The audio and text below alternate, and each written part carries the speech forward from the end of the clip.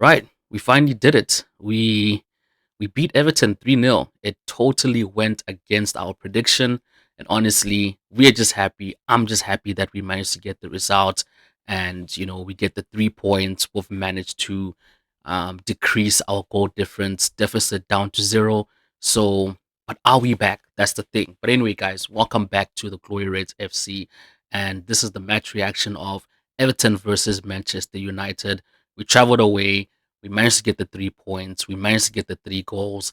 For the first time in a long time, all three of our front lineup scored a goal in that game. It was really, I don't want to say it was a tight game, but I don't want to say that we also won the game comfortably. I can say this game could have literally gone either way. If Everton took their chances, we literally could have been having a different conversation altogether. So there's definitely a lot of improvement that still needs to come from United. But guys, let's try and focus on some of the positive stuff that happened during the match. And first and foremost, that goal by Garnacho, my God.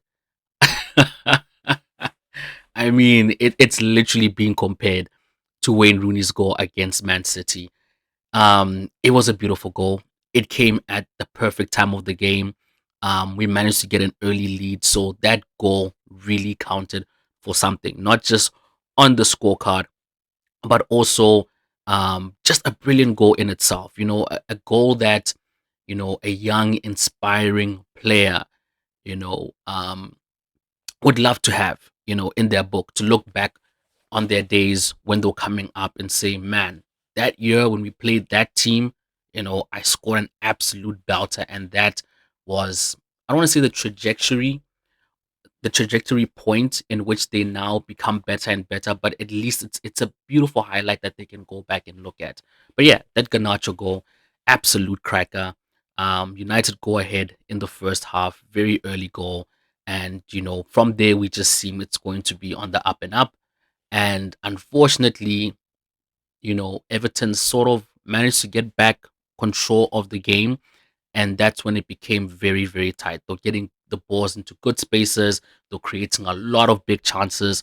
We were just fortunate that they weren't able to put away those chances. I mean, you literally saw how Calvert Lewin was a threat in the air. Every time a ball was propelled into the box, he was one of the first players that was on it.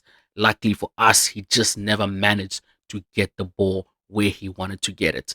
But yeah, first half was really good. Garnacho goal was brilliant. Now let's move on to another player who has recently just come back from injury, and this is a player that I never expected would see so early back in the United side. In the previous episode, my prediction was around January, only because we never saw any footage, we never had any updates. There was literally no concrete information that was given to us about Luke Shaw. We just did not know if this player is going to be available to start or not. We've literally seen other players from injury who have come back and have sat on the bench and been given cameos here and there. They've basically been nursed and nurtured back into the squad. They haven't really been like, oh, yeah, fit back into the squad. Probably the only player is Rashford that we've seen get injured and immediately from injuries put back into the squad. But a lot of these players don't get that opportunity. And also because of the nature of Luke Shaw's injury, um, up till date, obviously I know the extent of the injury was really bad, but I never thought, Luke Shaw would return just like that. It wasn't his best performance, but it was a really good performance. And he's only going to get better and better as he continues playing. Because I mean, he hasn't been playing football in a very long time. So I'm happy. I'm sure you guys are happy. We're happy to see Luke Shaw back in the squad. He had a very he had a good game. Not a very good game. He had a good game. All right. He had a good game. And yeah, we just can't wait to see what's gonna come next of him. Definitely going to feature in the Galatasaray match. Definitely going to feature in the Newcastle match. So I think it was really good from Ten Hag to bring him off early, rest him, assess him. Don't really like pressure and force him back into the squad because the last thing we want is to re-injure the player. Sort of like how Martinez got back into the team and re-injured himself. Came back into the squad way too fast. So We want our players to be fully fit and recovered before they can get integrated back into this team. But yeah, Luke Shaw, awesome game.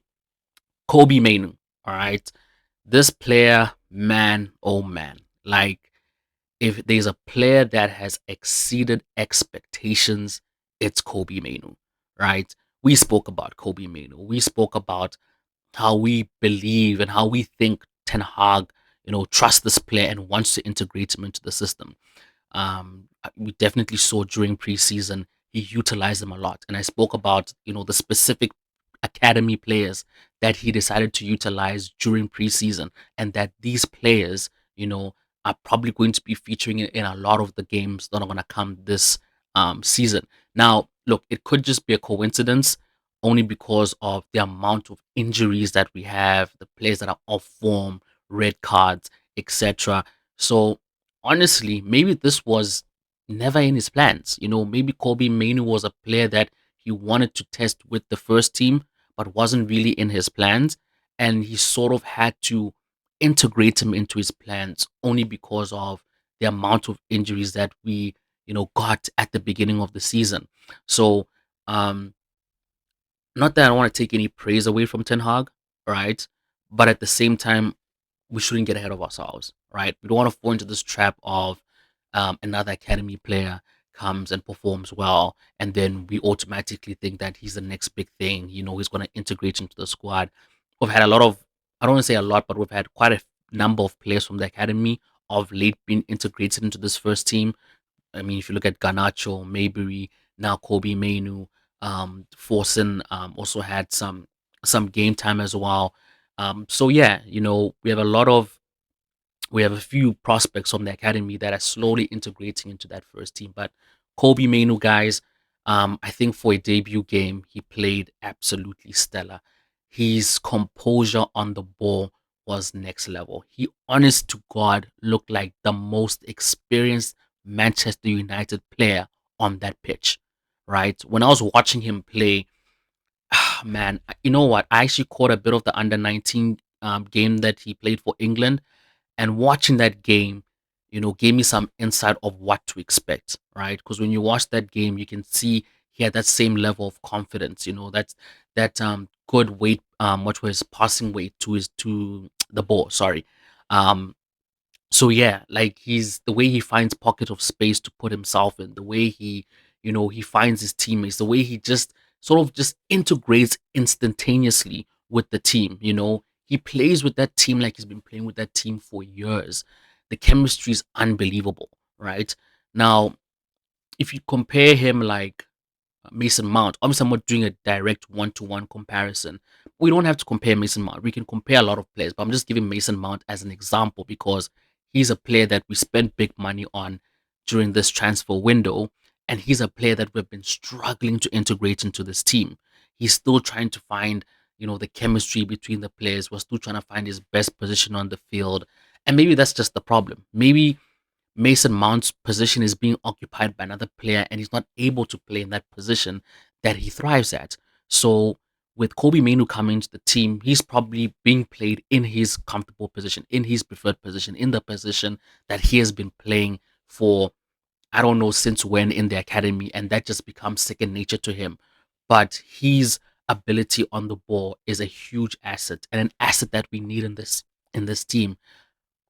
Couple of episodes ago, I spoke about Mason Mount and I spoke about what value does he bring to the side. What can we see different when Mason Mount is playing? You know, I gave an example of Bruno Fernandes when we bought him, and Martinez and Varane and Casemiro and all these other players that we bought into Manchester United, and you could instantly see that the value that they added because they brought something different to the game.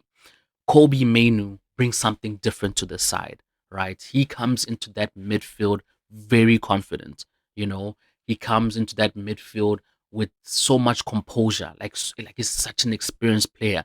His ability to be very comfortable on the ball, to find the players, to pass very well weighted balls. They're not like overpassed, underpassed or whatever. Obviously, he will make those mistakes. I don't want to completely judge his United, you know, career that's blossoming so far off one game He is going to make mistakes. He is going to learn. He's still young, but I think one thing that we can take away is that he's a really good player, right? He has a lot of attributes that once nurtured and developed, and he can just be more consistent because a lot of players have talent. A lot of players have got good attributes and skills and stuff that they can add to the squad, but the problem has always been consistency.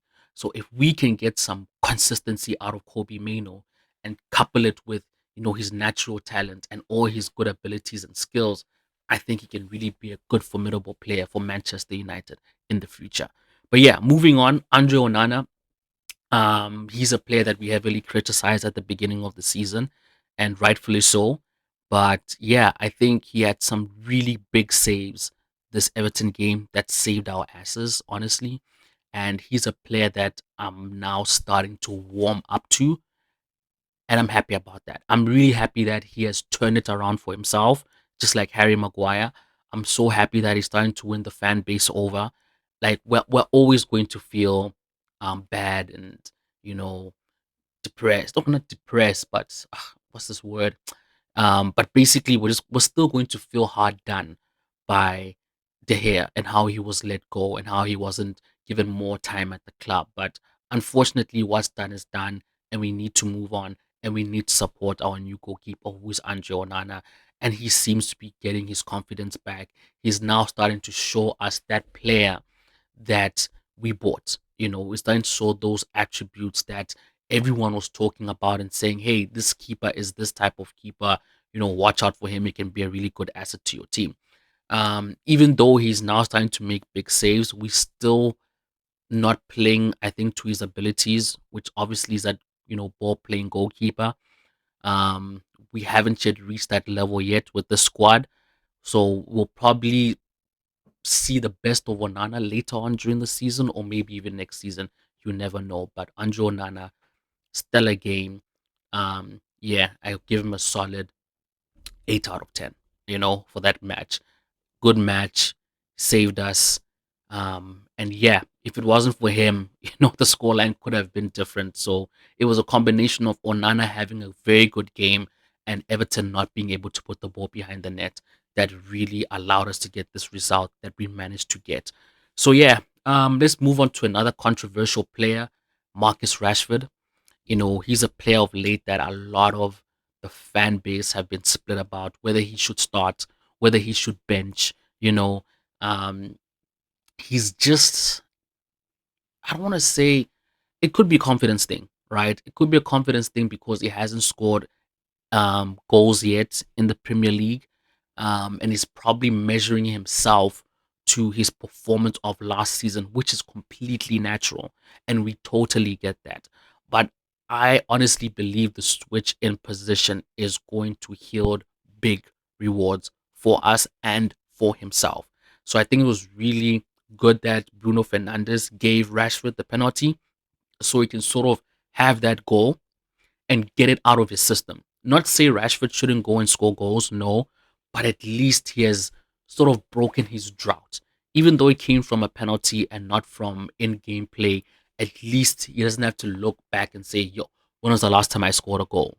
10 games ago or whatever. It can literally just be like, okay, I scored a couple of days ago. Let me try and now focus on these other areas of the pitch. And when I do get a good opportunity to get a goal, then I'll bag it. But we sort of feel like that's the number one thing that's been looming in Rashford's mind. And that's why I did mention in a couple of episodes back that I think it would be best if Rashford's moved from the left to the right because he wouldn't be given so many opportunities. Given that he uses his right leg to shoot, he wouldn't be given so many opportunities to shoot, and he would be in more positions where he'll be making crosses and passes into the ball and feeding our strikers so we can get the goals, right? So, yeah, with Marcus Rashford, I'm happy that Bruno gave him the penalty.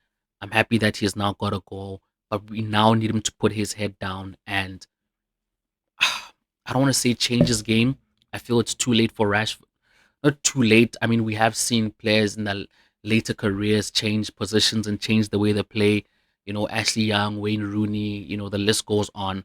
But yeah, I think with Rashford, he just needs to figure out a balance. He really needs to figure out a balance between, trying to get goals and also helping our strikers get goals. And his decision making needs to drastically improve. This has always been a huge problem with Marcus Rashford. A lot of times during this Everton game, he had chances to make passes, you know what I mean, early, but he didn't. He sort of hesitated. He let the opposition get back into position, and we just never had. We just never managed to do anything with that position when Rashford had it. Because either he wasted time with the ball or he just made a very wrong decision to pass to the wrong player or whatever. So his decision making really needs to improve for him to now start getting back to his form, or helping this team get to where it needs to be. But yeah, happy that Rashford got the goal, and we hope to see better results in the future games to come. Martial,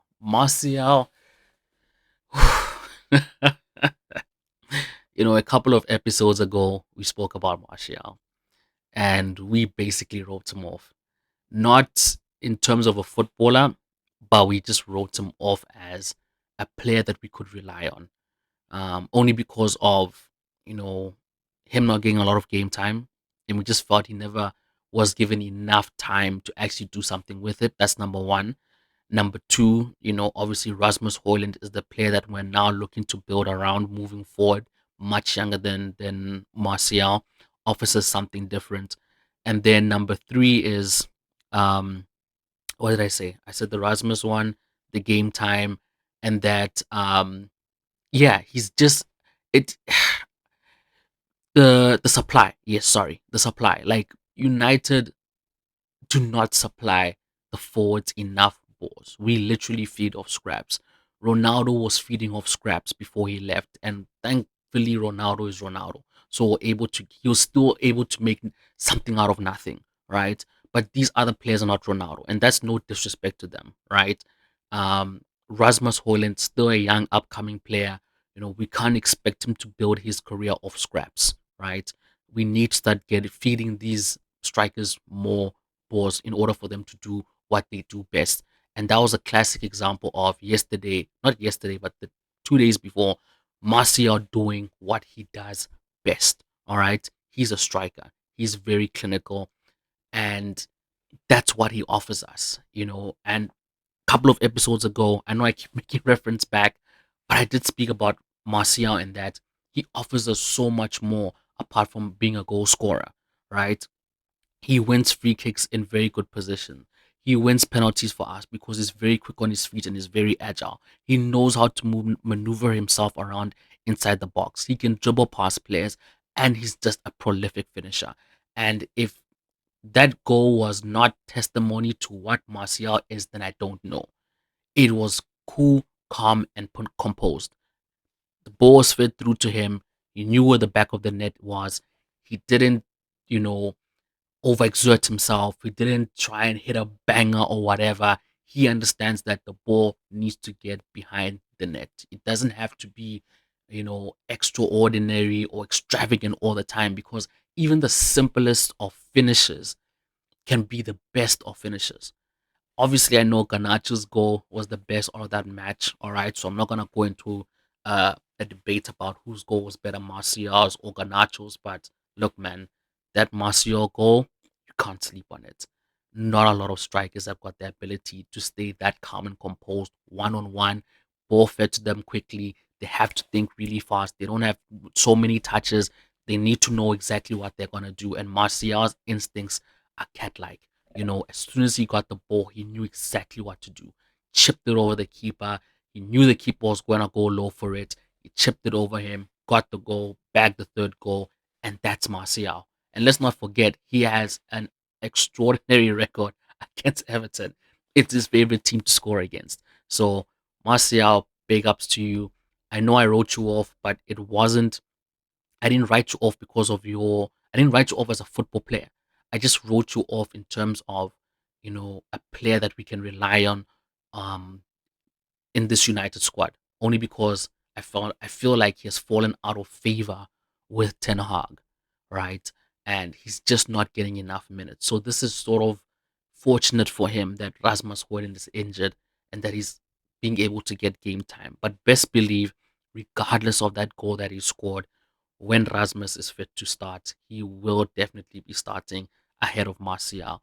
We can just hope that Martial will be given more minutes, right? That he will be able to play in the FA Cup, for example. He'll be able to get more game time in the FA Cup. Maybe some of the matches, especially with this December period, the fixtures are coming in, you know, quick and fast. Very small, short window for recovery. We've got weekend games, we've got midweek games. We just have games back to back this whole December. So it'll really be good if we can have both strikers fit and if they can be sharing that game time during this period because we're going to need a lot of, you know, fit players during this December period. We have a lot of tight fixtures. All right. Normally, some of these fixtures we'll get into and we'll be confident that we'll go out and win them. But the next upcoming fixtures for December are really hectic. And these are teams that have really stepped up.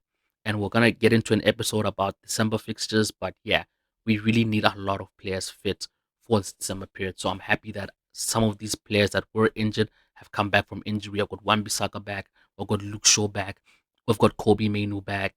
Marcia is up and running, and so we just keep on hoping that um, more of these injured players, get back into good form. Ahmed Diallo, we hope he gets back as soon as possible so we can have, you know, a, a really good squad going into this December period and then obviously into the new year. So yeah, Martial, good performance. Eric Ten Hag, obviously was on the sidelines, but he was calling the shots. I think he substitutes. This is probably one of his best substitution games I can think of this whole season.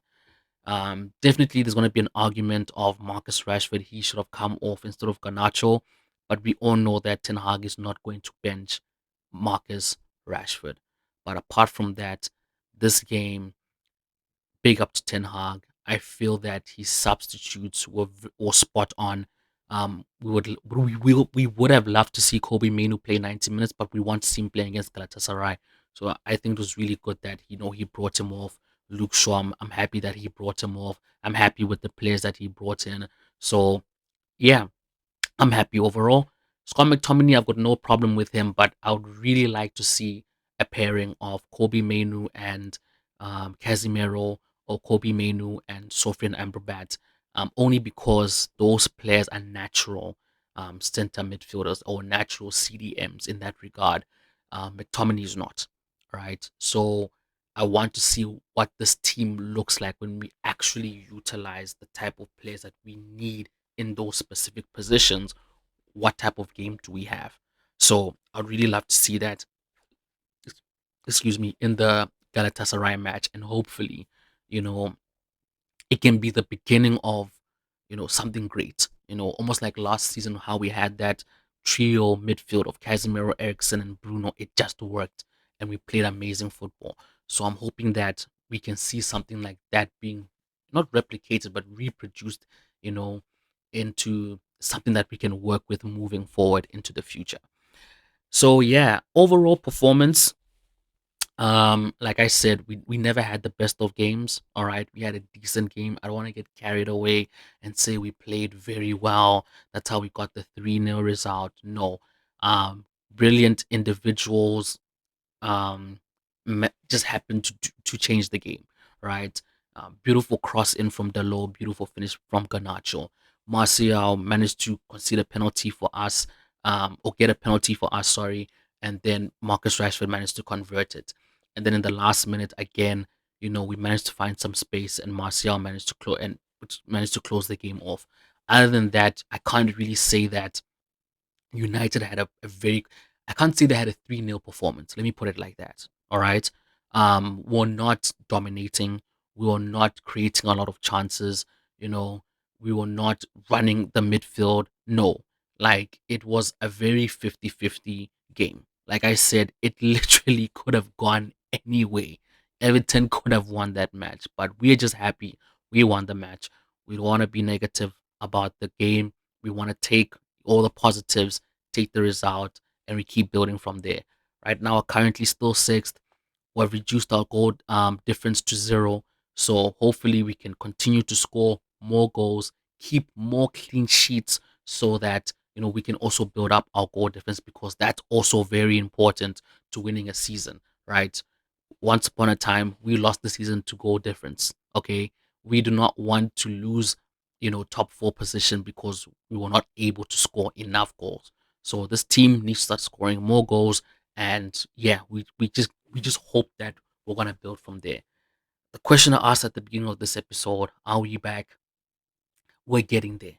All right, we're getting there. We're slowly making our way back to playing consistently good football. I don't want to say making our way back to, you know, being a dominating team in Europe or in England. No, we're making our way back to actually, playing very well. And then from there, we're gonna now start building and leveling up this team. But anyway, guys, thank you for listening to this episode. This was the match reaction of Everton versus Manchester United.